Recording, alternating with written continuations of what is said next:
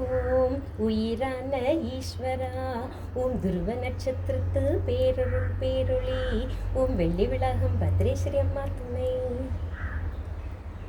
செவ்வாய்க்கு வரமும் தந்து நவ கிரக வரிசையில் இடமும் தந்ததுனால வைத்தீஸ்வரன் கோவில் செவ்வாய் கிரகத்தை குறிக்கும் கோவில் ஸ்தலமாக விளங்குது. செவ்வாயாகிய அங்காரகனுக்கும் முருகப்பெருமானுக்கும் நிறைய ஒற்றுமைகள் உண்டு. பழைய காலத்தில் ரோமாபுரியில் வாழ்ந்த ரோமர்கள் செவ்வாயை தங்களுடைய போர்க்கடவுளாக வணங்கி மகிழ்ந்திருந்திருக்காங்க.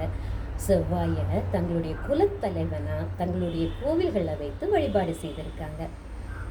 வைத்தீஸ்வரன் கோவிலில் செவ்வாய்க்கு தனி சன்னதி இருக்குது.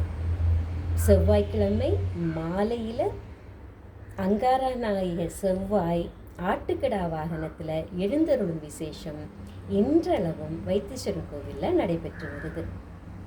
இது செவ்வாய் ஸ்தலம்னால வைத்தீஸ்வரன் கோவிலில் வந்து வழிபட்டால் தங்களுடைய செவ்வாய் தோஷம் நீங்கி திருமண பாக்கியம் கைகூடும் அப்படின்னு பக்தர்கள் முழுமையாக நம்புகிறாங்க. வைத்தீஸ்வரன் கோவிலில் முருகப்பெருமானுக்கு தனி சன்னதி இருக்குது. இந்த ஸ்தலத்து முருகப்பெருமானுக்கு செல்வ முத்துக்குமாரர் அப்படின்னு பெயர்.